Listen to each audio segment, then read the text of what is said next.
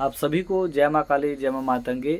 इस वीडियो के माध्यम से हम आपको बताने वाले हैं कि आपके साथ में जो सवारी पहले चलती थी वह अचानक से बंद हो गई है, या फिर सवारी की तरंगे कम हो गई है, या फिर आपके देखने की, पूछा देखने की, काम करने की क्षमता कम हो गई है।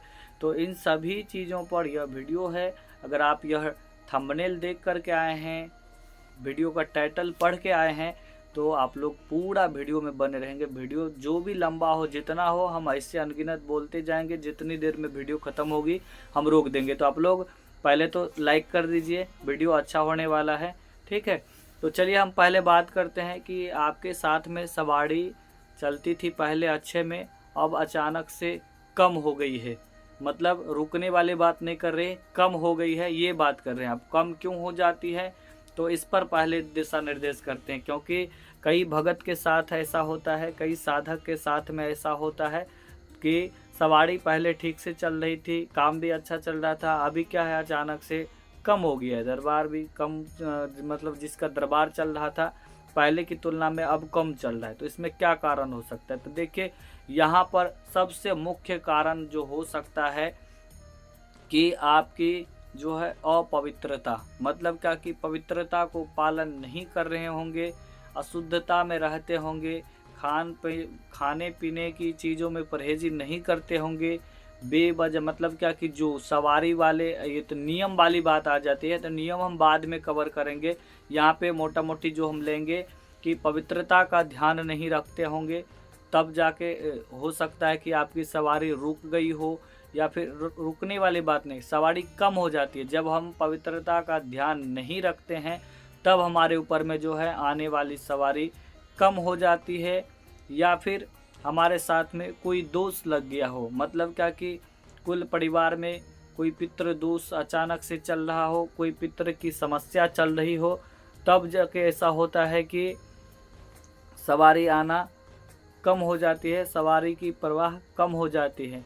तो ये सभी दोष को दूर करने के लिए हमको कोई भी जो सच्चे साधक होते हैं, जो अच्छे बड़े दरबार होते हैं, वहाँ पर जाकर इनका निवारण करना चाहिए, कि पूछा लेना चाहिए। मतलब क्या कि दूसरे दरबार में जाकर आपको पूछा लेनी चाहिए।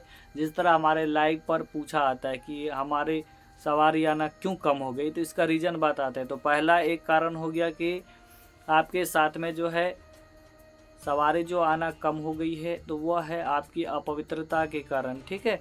दूसरा कारण है अनियमितता। पहले है अपवित्रता, दूसरा है अनियमितता। मतलब क्या कि अपनी पूजा पाठ साधना जो पहले आपने स्टार्ट किया था, जो आपने शुरुआत किया था, वह पूजा पाठ का समय बहुत अच्छा खासा था। प्रत्येक दिन सुबह सवेरे सब कुछ करते थे, नियम नीति से करते थे। और जैसे ही आपके ऊपर में सवारी आई, आप व्यस्त हो गए, आपकी ज़िंदगी भाग दौड़ की हो गई, पूजा पाठ में कम समय देने लगे, मंत्र को शॉर्ट टर्म के में करने लगे।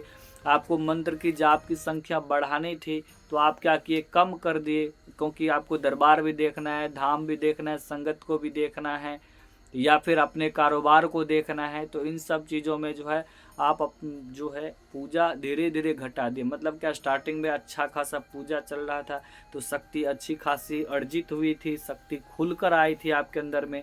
अब क्या है कि आप अपनी व्यस्तता के कारण पूजा पाठ में कमी कर दिए हैं। तो ये हो गई अनियमितता। मतलब क्या कि समय में बदलाव कर दिए हैं, मंत्र जाप की संख्या घटा दिए हैं। पहले मंत्र जितना जाप करते थे, तो मंत्र की संख्या में कमी कर दिए हैं। एक होता है जाप की संख्या, एक होता है मंत्र की संख्या, तो इन सब चीज़ों में कमी कर दिए हैं। तो ये हो सकता है सवारी की कार्य करने की क्षमता कम होने का, ठीक है। पहला कारण हो गया अपवित्रता, दूसरा कारण हो गया अनियमितता, तीसरा कारण है, एक तो बताए कि खान पान, तो उसी अपवित्रता में आ गया। अब तीसरा कारण क्या हो सकता है कि आपके शत्रु आपके दरबार को, आपकी सवारी को बांध दी हो। मतलब का कि ऐसा बांधा है, ऐसा जाल खिराया आपके ऊपर में, ऐसी शक्ति।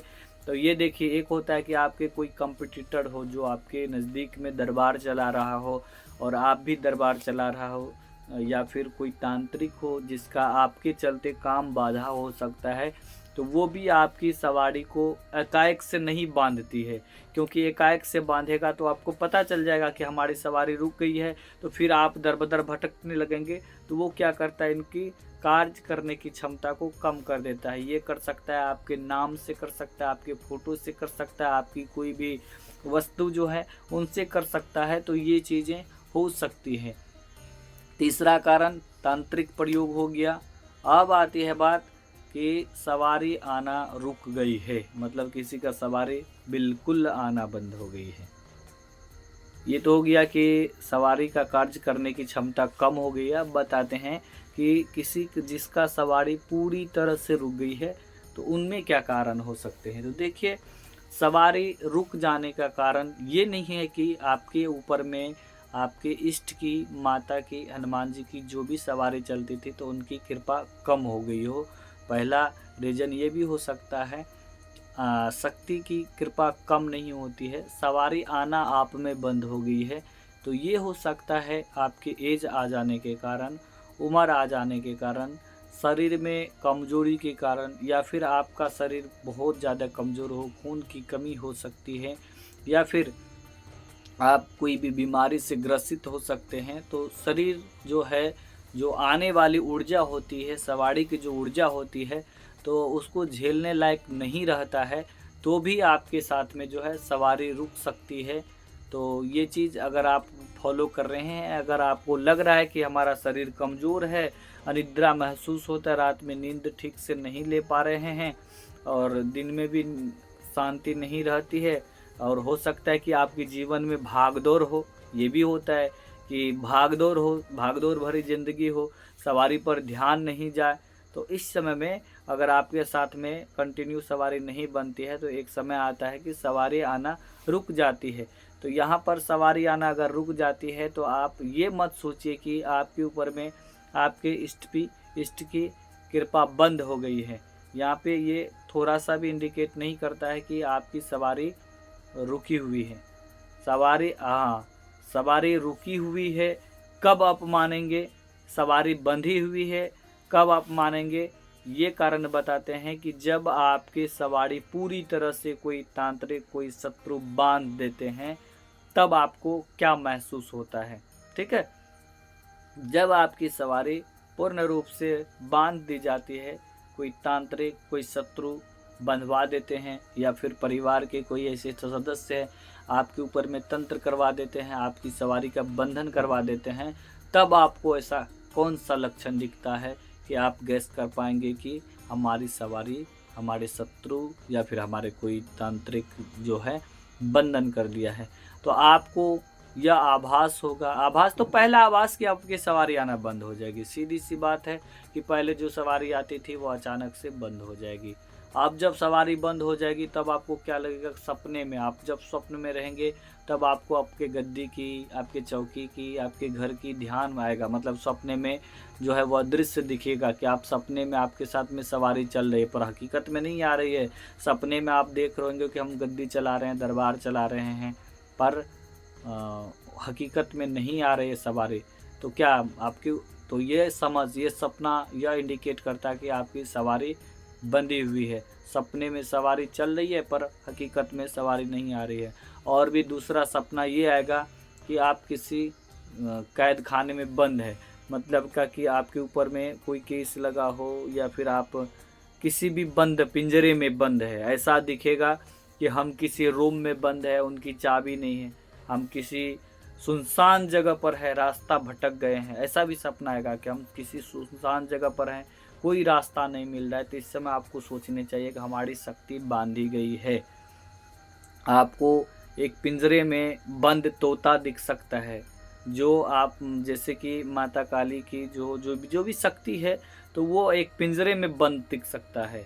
जैसे कि हर एक शक्ति का वाहन होता है ना, तो ठीक उसी प्रकार जो है, जिस भी शक्ति की सवारी आपके साथ में चलती थी, तो वो वाहन जो है आपको पिंजरे में कैद दिखेगा। तो समझनी चाहिए कि आपकी सवारी बांध दी गई है। ठीक है, सवारी अगर बांध दी जाती है तो फिर आपके साथ में होने लगती है शारीरिक परेशानी, घरेलू परेशानी, आर्थिक परेशानी, शत्रु ज़्यादा उत्पन्न हो जाते हैं, मन चिड़चिड़ करने लगते हैं, शरीर में बेवजह दर्द होने लगते हैं, काफ़ी ज़्यादा परेशानियों का सामना करना पड़ता है। जितने आपके पुण्य प्रताप है सभी स्थगित हो जाते हैं, रुक जाते हैं। तो इन सभी समस्याओं का अगर आपके साथ में समस्या है, मतलब आपको लग रहा है कि आपकी सवारी बांध दी गई है, तब आप क्या कर सकते हैं? आप क्या कर सकते हैं अपनी सवारी खुलवाने के लिए?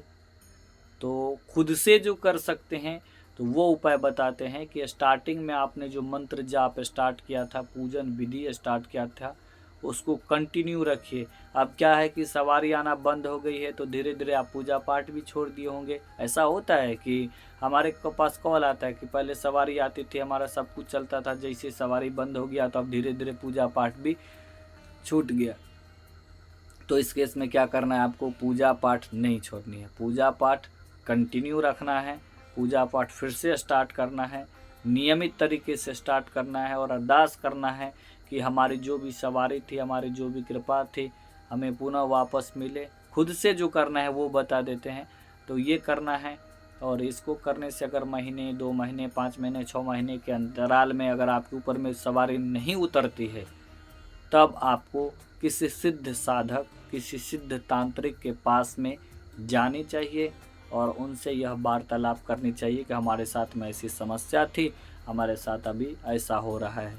और एक चीज़ नोट करने वाली बात ये बता देते हैं कि आपके ऊपर अगर सवारी आती है, वर्तमान में अगर आपके ऊपर में सवारी चल रही है, तो आपको किसी भी अपने से बड़े सिद्ध तांत्रिक के पास झाड़ा लगवाने के लिए, अपनी संकट काट करवाने के लिए नहीं जानी चाहिए बिना अपने गुरु के। अगर आप अपना गुरु बनाए हुए हैं, गुरु के माध्यम से सवारी मिली है, तो किसी भी दूसरे साधक के पास में जो तांत्रिक है, आप जानते हैं, परिचित है या फिर अपरिचित है, तो उसके पास में किसी भी आस विश्वास भरोसे के साथ में नहीं जानी चाहिए कि हमारे ये पूछा देख देगा, इसके हमारे साथ में जो भी छोटी मोटी बात होगा ये बता देगा, क्योंकि ऐसा कदापि नहीं हो सकता है कि वह शक्ति आपकी बांध दे। ऐसा हो सकता है कि आपको पता भी न चले और आपका शक्ति बंध जाए। तो ये भूल नहीं करें और किसी भी सिद्ध तांत्रिक के पास, किसी भी सिद्ध साधक के पास या फिर नॉर्मल लोगों के पास भी आपको ये बात नहीं बतानी चाहिए कि हमको माता काली की या फिर किसी जिस भी देवी देवता की आपके ऊपर में सवारी आती है, तो उनके बारे में नहीं बतानी चाहिए कि हमारे ऊपर में इसकी सवारी आती है। तो आपकी शक्ति जो है वह खुद आह्वान करके अपनी शक्ति में मिला सकता है। ये भी होता है, यह 100% होता है। यह सवाल हमारे पूज्य गुरुदेव श्री प्रेमा साई महाराज से जब हमने किया था तो हमको इनका जवाब मिला था कि सवारी वाले व्यक्ति को हर जगह नहीं बतानी चाहिए कि हमारे ऊपर में इसकी सवारी आती है। तो ये चीज़ आप नोट कर लीजिए। अगर आपके साथ में ऐसी समस्या है तो हम यही कहेंगे कि किसी भी सिद्ध साधक के पास में पहले जान के, परख के, समझ के, उसकी कृपा दृष्टि किसी और भी साधक के ऊपर में हुई हो, तब जाके सोच समझ के जाइए। इसमें वैसे पैसे की, समय की हानि हो सकती है और आपकी शक्ति के साथ में छेड़छाड़ की जा सकती है, क्योंकि वह आपके साथ में प्रयास करेगा नकारात्मक शक्ति छोड़ के। जो भी अगर साधक होंगे, तांत्रिक होंगे, तो वह नकारात्मक शक्ति आपके ऊपर में छोड़ेंगे, आपकी जो ऊर्जा है उसको बढ़ाने के लिए। इस बीच आपके साथ में हानि हो सकता है। तो हम आशा करते हैं कि आपके साथ में ऐसी समस्या न हो। इसके लिए आप लोग नियमित तरह से पूजा पाठ करिए, पवित्रता का ध्यान रखिए, सत्यता का ध्यान रखिए, खान पान का ध्यान रखिए, उचित समय से रोज़ पूजा पाठ करें, शक्ति सिद्धि साधना का खुद से ज़्यादा उनका ध्यान करें। ठीक है, आप सभी को जय माँ काली, जय माँ मातंगी। अगर हमारी टूटी फूटी वाणी में जो भी छोटी मोटी बात हो गई है तो इसको भूलवश ऐसे ख़त्म कर दीजिए। जो भी जानकारी वाली बात थी उसको रख लीजिए। अगर अच्छा लगा वीडियो तो थोड़ा सा कमेंट में जय माँ काली, जय माँ मातंगी लिख दीजिए, और कुछ नहीं तो बस इतना तो लिख सकते हैं, जय माँ काली, जय माँ मातंगी लिख दीजिए। हम आपके साथ में हम अपनी अनुभव साझा करते हैं और आगे आपको किस विषय पर वीडियो चाहिए यह भी हमसे पूछिए। ठीक है, तो हम अपनी तर्क वितर्क करके जो भी एक नेचुरल ज्ञान होती है वो आपको उस पास पहुंचाएंगे। हमारे साधक का एक प्लेलिस्ट बना हुआ, उसमें सिद्धि, साधना, पूजा विधि सब बताई गई है, तो उसको पूरा देखिए, अपने जीवन में शक्ति अर्जित करिए। हम यही कहते हैं कि माता की कृपा से आप बहुत आगे बढ़िए, जन कल्याण करिए। जो भी छोटा मोटा मंत्र चाहिए, जो भी मंत्र सिद्धि साधना चाहिए तो हमको बोलिए। हमारे पूज्य गुरुदेव से जो मिला है, हमारे गुरुदेव के जो चैनल है वहाँ पर से लिंक आपको भेज देंगे, आप देख कर करिएगा। हमारे पूज्य गुरु श्री प्रेमासाई महाराज हैं और उनका चैनल अघोर मार्ग है, उस चैनल पर जाइए, आपको बहुत सारे वीडियो मिलेंगे। आप उस वीडियो को देखिए, मंत्र ज्ञान सीखिए, जन कल्याण करिए, खुद का कल्याण करिए, परिवार की सुरक्षा करिए। जय माँ काली, जय माँ मातंगी, जय गुरुदेव।